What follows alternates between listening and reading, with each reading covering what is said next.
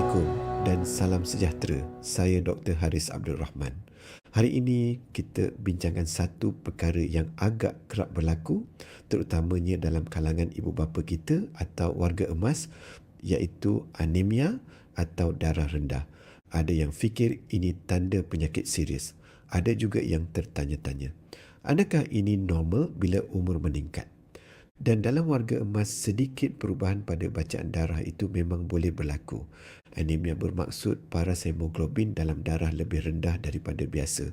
Hemoglobin ini adalah komponen dalam sel darah merah yang membawa oksigen ke seluruh badan. Jadi bila ia rendah, seseorang mungkin rasa cepat penat, kurang bertenaga atau kadang-kadang sedikit pening.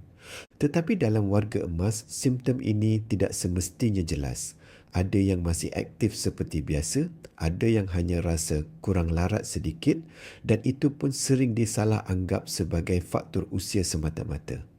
Jadi persoalannya, adakah anemia dalam warga emas ini sesuatu yang normal? Jawapannya bergantung pada keadaan. Dengan peningkatan usia, badan kita memang berubah. Fungsi sumsum tulang yang menghasilkan sel darah mungkin sedikit menurun. Penyerapan nutrisi seperti zat besi atau vitamin B12 juga boleh berkurang.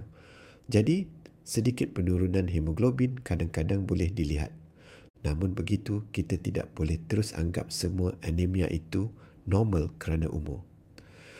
Ada beberapa punca yang perlu kita fikirkan, antaranya kekurangan zat besi yang mungkin berkait dengan pemakanan atau kehilangan darah secara perlahan, seperti pendarahan dari saluran usus yang tidak disedari.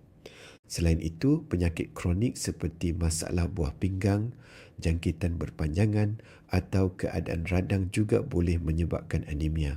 Dalam sesetengah kes, ubat-ubatan yang diambil juga boleh memberi kesan kepada bacaan darah. Dan ada juga keadaan di mana sumsum tulang itu sendiri tidak berfungsi dengan baik. Sebab itu, bila kita jumpa bacaan hemoglobin yang rendah dalam warga emas, kita tidak terus membuat kesimpulan. Kita lihat keseluruhan gambaran. Kita akan tanya, adakah pesakit ada simptom? Bagaimana tahap tenaga harian? Adakah ada perubahan berat badan?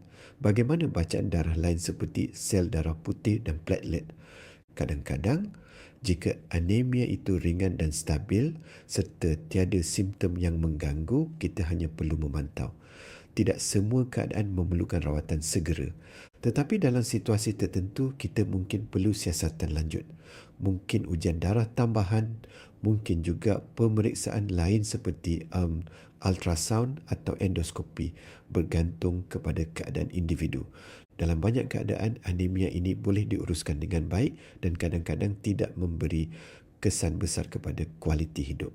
Bacaan darah adalah isyarat dari badan kita. Ia memberi petunjuk bahawa mungkin ada sesuatu yang perlu disiasat dengan lebih lanjut. Kesimpulan yang paling penting, anemia dalam warga emas bukan sesuatu yang luar biasa, tetapi ia juga bukan sesuatu yang patut diabaikan tanpa penilaian.